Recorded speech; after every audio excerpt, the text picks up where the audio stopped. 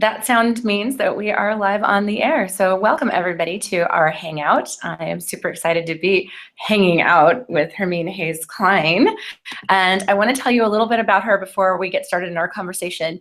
She is the founder and president of Human Rights in Childbirth. She is an American lawyer, mother, and founder of the international organization Human Rights in Childbirth. Hermine has represented children as their attorney or guardian and litigated for LGBT rights and mediated family disputes and divorce, among other things. Hermine lived in the Netherlands from 2007 to 2012, where both of her children were born at home with a Dutch midwife. She taught international law at the Hague University, and before moving back to the United States, helped organize the first Human Rights in Childbirth conference in The Hague.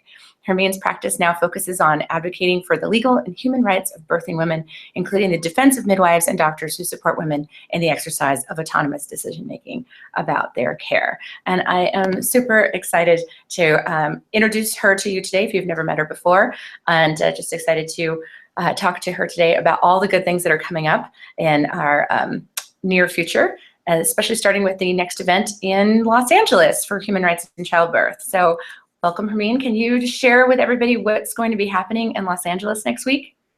And yes. Is it too late for people to join? No, it's not next week. It's the week. It's 2 weeks from yesterday.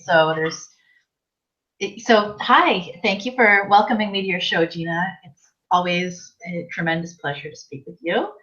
And I'm so excited that I'm going to see you in Los Angeles in 2 weeks, and that we're going to share the Human Rights in Childbirth US Summit together, and then 2 days later that we're going to do a block together for a smaller group. I think these two events will be amazing. So like you mentioned, I have I'm involved with a nonprofit called Human Rights in Childbirth, and what we do is we work with grassroots activists and legal advocates in nations around the world to help ensure that the human rights of pregnant women are fulfilled during childbirth, including their right to survive childbirth and their right to access healthcare that's necessary to save their life, but also the full spectrum of the human rights that are at stake in birth, including their rights to privacy, rights to autonomy and ownership over their bodies, and right to freedom from discrimination. And we basically work with these activists in different nations to learn about what are the human rights problems and violations that women are facing during childbirth in different places, and what are people doing to try to solve those problems and to try to support and give energy to those efforts. So the event that we have coming up on May 26th in Los Angeles will be our second Human Rights in Childbirth US Summit. Our first summit was in 2013, and that's when I met you, Gina, when you came and were a speaker on the panel of grassroots consumer activists that we'd assembled for that event.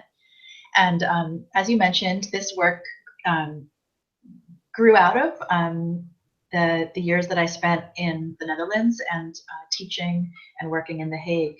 And in my work there, I worked with people from all over the world in the global community that were coming to The Hague to really advance peace and justice internationally and in different nations. And so that perspective that I first brought to sort of the issue of human rights in childbirth was really international and global, and realizing that women's human rights are being violated in just about every system in the world, because in every system in the world there seems to be a lack of understanding that women are the central agents of childbirth, and that it's everybody's job to support each woman on her terms, not to process her, not to tell her what to do, but to ask her what she needs and to meet those needs on her terms. And that's not happening just about anywhere, and that, you know, abuses are really places, and what we have going on now are maternity care systems where women are just being channeled through assembly line care, and in many nations that assembly line care is now just surgical care, and women are being subjected to surgeries they don't need and then sent home to fend for themselves with newborns and recovering from major abdominal surgery. And that's just one example of a human rights violation. So when I came back to the US in 2012 and started to turn that focus of a human rights lens on maternity care to sort of US issues, the first looked at the issue of medical monopoly in the United States in 2013, and that was really looking at how does the law operate to ensure that women's only options in childbirth are doctors and hospitals? And so we really looked at the legal treatment of home birth midwives, as you know. And so we had a panel of home birth midwives talking about their legal experiences, both CNMs, CPMs, and traditional midwives who had all kinds of traumas across the US. And then we had a panel of consumer leaders like yourself who were talking about how those kinds of legal actions on midwives affect birthing women and their experiences of care, and really sort of unpacking the ways that women are treated. Providers know that they have other options, and then they're treated another way if their providers know that they don't have other options. That's just human nature. A panel of lawyers that were working on different, representing midwives and sort of sharing different strategies for advancing midwifery as a profession that would work in collaboration with medicine so that women would really have options for care, including the option to be supported in healthy childbirth. So that was an amazing event. And like all of our conferences, it led to a lot of ongoing advocacy relationships, like yours and mine, for example. And as we know, the lawyers that were there, like Farah Diaz-Tello and Indra Lucero from National Advocates for Pregnant Women and Birth Rights Bar Association, yourself, Nicole Shapiro, and Jen Camel, Kristen Pascucci, everybody has done a lot since that time, and has done a lot to actually bring lawsuits, help women bring lawsuits, to raise awareness about obstetric violence and the disrespect and abuse of women. And all of that has actually had in the last few years. Of course, there's still a really long way to go. But that was like sort of my first year back, and really sort of turning that universal human US maternity care. That, once I really started to look at and learn about US maternity care, it just became clear that the central crisis, you could say, to US maternity care is that Black women are 3 to 4 times more likely to die in childbirth than any other group, and 3 to 4 times more likely to see their babies die in childbirth, as you know. But that not everybody knows. This is Black people are in general much more likely to die of all kinds of diseases from violence than other groups. And then childbirth is another manifestation of this. But since our work is childbirth, you can't really think about the human rights. It's hard to think about or really address the human rights issues that are being faced by all women in US maternity care, including women in vulnerable groups, without focusing on the crises that are really being faced by women in vulnerable communities. And so the intention for this second summit is sort of like really first stage learning about US maternity care and getting all these amazing people into the room. This is round 2, and sort of focusing in on the basis of what all of us have been learning and working about on together for the last few years. So this event is really going to focus on reproductive justice and the people across the US who are working to advance the human rights of people of Black women, of women of color, of Latino women, of Chicano women, of LGBTQ people, and of Native American communities. And so we're going to have a morning panel of leaders from groups like Black Women Birthing Justice, Mamas of Color Rising, Kimberly Turbin, who brought a lawsuit for a forced episiotomy, who you know, and many other. Our speaker list is all up on our website, humanrightsinchildbirth.org. Nicole Gonzalez, who's a Diné Navajo CNM, and who's opening the first Native American birth center, and who can talk really beautifully about how many Indigenous communities have rituals like songs, dance, just rituals for labor that are going to have the effect of making the woman feel safe, feel held, and which, of course, as we know, through oxytocin is going to facilitate healthy labor. But that in order for that to happen, women really need a culturally safe and actually a culturally exclusive space where because many of these rituals simply can't be spoken in front of people who are not from the community. So in a way, what all of these different speakers and approaches are able to get to is well, first of all, what are the human rights violations being faced by different vulnerable communities across the US? And then what are the different approaches being taken to address those problems? And then the real focus for the day is going to be to do something similar to what we did at our Human Rights and Childbirth Africa Summit this last July in Johannesburg, South Africa, which is to work together to document what is expressed by the people in the room, who are really the people doing this work full time, about what are the human rights violations that their communities are facing and that drive them to do this work, and then what is needed. We're going to basically do this work of collectively envisioning what it would look like for every pregnant person in the US, regardless of whatever category other people would put them in or that they would put themselves in, to feel to have all of their human rights respected and fulfilled throughout childbirth, to feel safe, respected, supported, and that their needs are met on their terms throughout pregnancy and childbirth. So really to document calls to action through language of those who really know from the grassroots level what women are experiencing and what women need, and then to really outline that together while we're there for the day, and then use the months that follow to draft it, to turn that sort of outline into an actual document that can be used in advocacy from every level, from advocating at your local hospital for the changes that are needed, on the provider level, to at the government level, to in lawsuits, to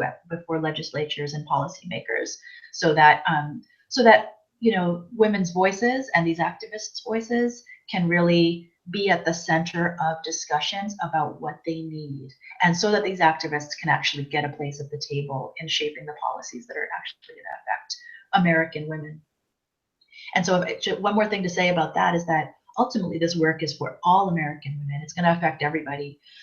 But what we all know and have learned through doing this work together these years is that it's true for childbirth as it's true for all sort of civil rights efforts, that if you tend to the needs and the concerns, or if you prioritize the needs and concerns of the people who are most well off or relatively privileged, that you are likely to leave behind communities of people whose needs are not included.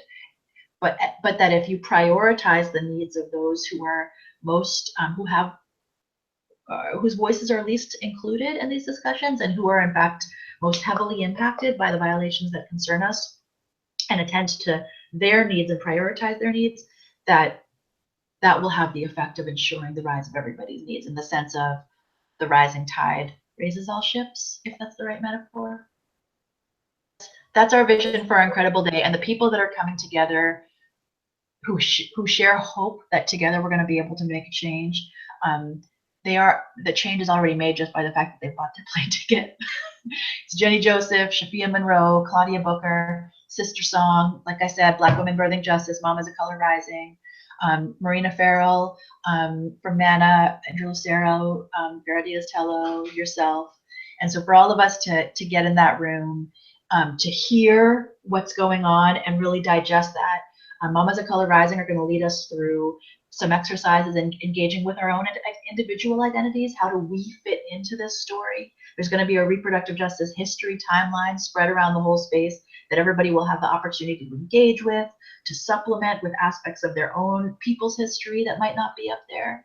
And then from that place of who am I and how do I fit into this picture, to have a voice in shaping this consensus statement, to document what is needed to ensure the human rights of women in U.S. maternity care, is going to be super powerful, and it's going to have far-reaching effects. And one of the first steps that it will have is then us carrying it forward into this workshop on Saturday to bring these ripples out farther and include more members of the U.S. birth activist community in these efforts. Well, I'm glad you brought that up, because I know that a lot of people who are watching this right now. I don't know why there's an echo. Is there? Yeah. I don't hear it. Okay, well, that's all right. Oh, it's gone now. Good. All right. So I'm glad you brought up the flock yeah, because that is a lot of people may not have heard about it, because this will be our 9th flock yeah that we've been doing. And flock yeahs are just mini birth conferences. We came up with this idea this is about 2 years ago, my friend Joe and I were talking, Joe Valley, we're talking about conferences that we like to go to, and what do we like the most about conferences. And the biggest thing for us was that when the conference is over and you get to hang out afterwards with, you know, these people that you really admire. And I said I wanted more of that. And so when we do these little mini birth conferences, we do it in a way that's affordable for most, because a lot of times going to a birth conference is kind of cost prohibitive for people. They're very expensive, and then you have to fly there and you have to get a hotel room. And so what we're doing is we're bringing the birth conferences to you all over the country. And I'm inviting all the people that I want to hang out with, all of my good friends in the birth community. And this particular flock, in Los Angeles, we're going to be with Hermine Hayes-Klein, of course, yourself, and with Stephanie Dawn. And all of these flock that we've been doing have been, for lack of a better word, very juicy, very very real. And I think what's needed right now in our birth community, which is bringing people together. I don't want to say sisterhood, because we don't just have women coming. It's this friendship making, community building that happens in the flock. That means a lot to me, more than anything else, are the friendships that are forged at these mini birth conferences that I know are going to go on and on and on. And I had a little tiny bit to do with it, and makes me really happy. So this particular flock, that's going to happen in Los Angeles, is going to be amazing. I'm really excited about it, because it's coming in like right after the HRIC event. So I think it's going to be very powerful.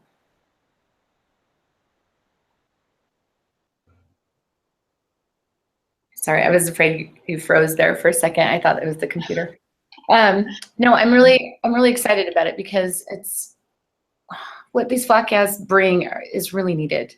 And the way that we've been doing them in a very laid back, informal way has been, I think, like a breath of fresh air. At least that's the feedback that we've been getting, where people are like, it's so nice to just be real and be normal.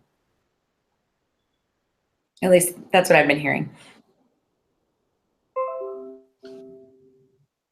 So, sorry, I think I froze there for a second.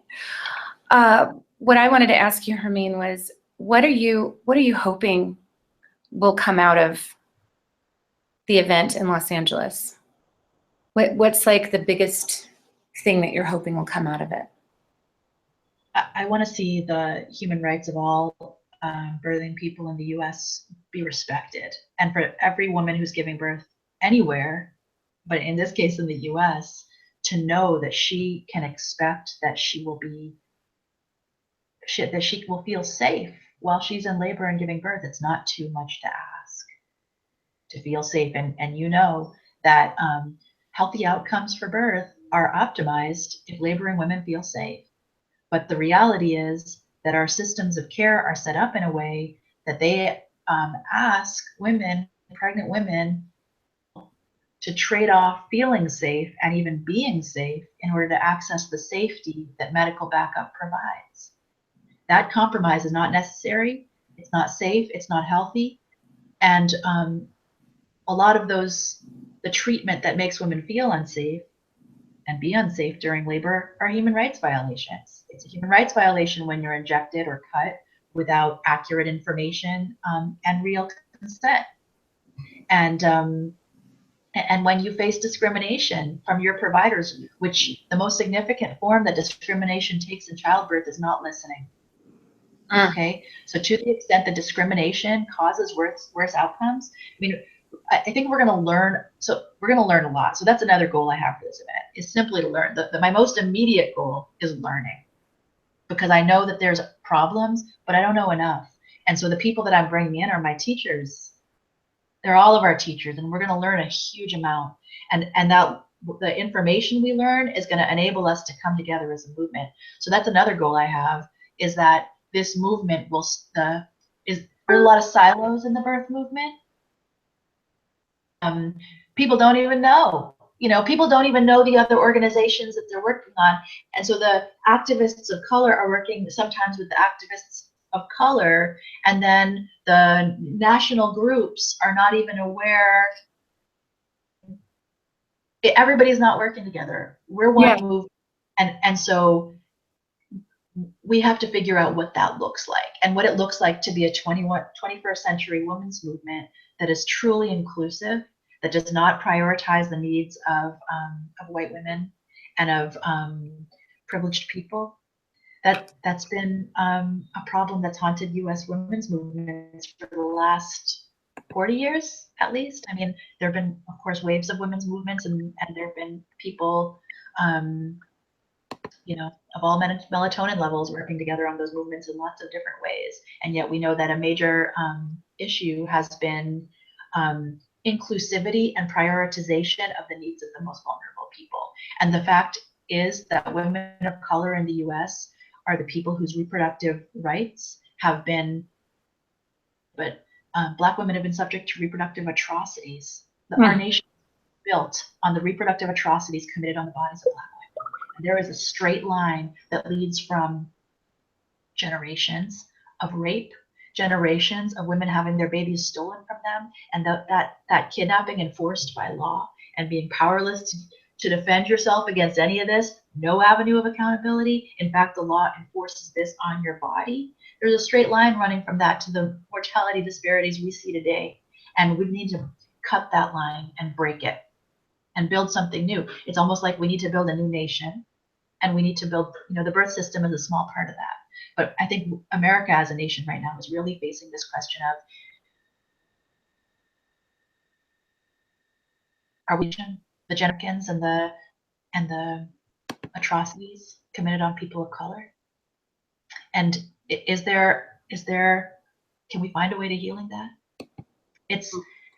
It feels vulnerable to even ask those questions as a white woman of Irish descent, you know, but I can't not ask them if I'm gonna try to address the human rights of birthing people in the US with any integrity.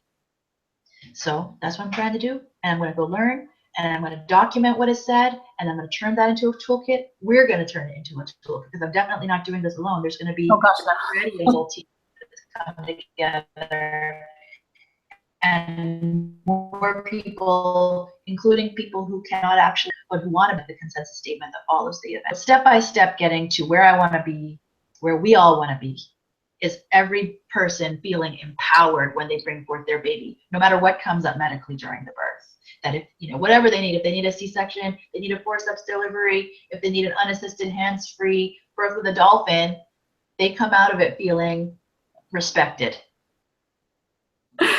Sorry, I had to laugh.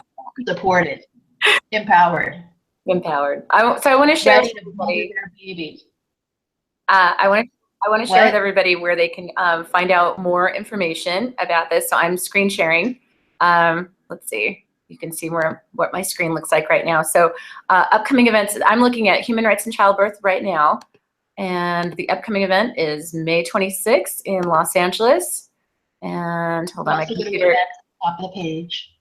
My computer is being really lame right now. Okay, so event. No, I'm sorry. Our website's kind of slow. We're going to do a rework this summer. Not a problem. I think it's just my computer, though. Here we go. So California Summit 2016 is what I'm clicking on, and that's all you guys have to do. And then they can register there with you guys, right? And you can also, it will be live streamed, Gina. So people who cannot make it to California in 2 weeks can live stream the panel and learn everything that these folks have to teach us in that morning panel. And yeah, and they can stay tuned for the materials that come out of it. Cool. So they can watch it in real time live. That's amazing. Yes, they can. And then if they're in Los Angeles, then they can come on down and be a part of it and participate and be a part of making history, which is what this is. And if they can't do that on the Thursday, come to the Flockia on the Saturday. You and I will all be at the US Summit. So then we'll come into the Flockia with a new circle of sisters and be able to sort of process, share some of what's come out of that, and then just expand this conversation. How do we together develop as this movement? I mean, I think the conversations that we have there together could be fantastic.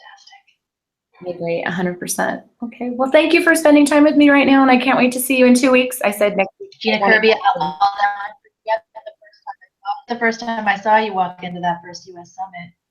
in Oregon in 2013. Sharp, gorgeous suit. The rest of us are all in Birkenstocks and t-shirts and jeans, and there you were in your, looking like a glamorous being had just dropped in, and then just speaking your truth. You might have been wearing high heels and lipstick, but you got up there and talked about tits, tots, and twats, and had everybody bitches. And it's, it was like, Gina, it's like when we think about what happened then, friends we all made and partners and colleagues, and then the opportunity to basically expand that circle to include sisters and siblings that are working to address concerns that we're still have to learn about. It's just, this is what is needed to make a US birth movement that's actually to achieve the change we all want to see in the world. To keep the friends we have and make new ones as well. So I can't wait to see you again there. Yeah, me too. I'm so excited about that. I'm excited about all the women that I'm going to be able to meet and learn from. Like you said, these are our teachers. So I'm really, really excited about that. As a woman of color, you would think that I knew anything about this, and I really don't. I'm willing to admit that there's so much about this that I don't know. And, my teachers have been like Miss Sherry Payne, who has taught me a lot over the years about disparities in not just in our culture, but in childbirth. And I want to learn more, and I'm excited about the event. I really am. I can't wait. That's why I was like trying to make it next week when it's not. 2 more weeks. Well, everybody has their own perspective. So it's like, about your own community and your own lived experience, and that matters. And then there's other people who are bringing, there's no one teacher at that conference who knows about all of the vulnerable communities or all of the issues. So, and Right. That's exactly why, if we create an opportunity to put all of our perspectives and voices together and to document what each of those people knows about what's happening in US maternity care, then we get that complete picture, or as complete a picture as we can achieve. Right, exactly, as good as it can get anyway. We have an option here to ask, it says, ask your audience to submit questions and they'll appear below. So if you guys have any questions, because I saw that we had like a bunch of people watching at one point, if you have any questions, ask them now, because we're gonna say goodbye in just a second. So if you want more information, go to humanrightsandchildbirth.org and get more info there. Oh, here, I've got it right now. I just pulled it up. Let me do my screen share again. Where's that at? Dun, dun, dun, screen share, share my screen. There we go. Okay, so there it is. It's the Human Rights and Childbirth US Summit. That's the Birthing Justice Forum. Look at all the people that are going to be there. I'm so excited. You guys don't have any idea how excited I am. So don't forget, Thursday, May 26th, 2016. 8 to 6. I'm going to be there. Hermine's going to be there. I hope you guys are there. And make sure to register online. And that's it. That's all the news that's fit to print. Thank you for your time, Gina. Thank you for hosting me on your show. Always a pleasure. Always a pleasure to talk to you. I can't wait to see you. I'll talk to you guys soon. Until next time, take care of yourselves and take care of each other.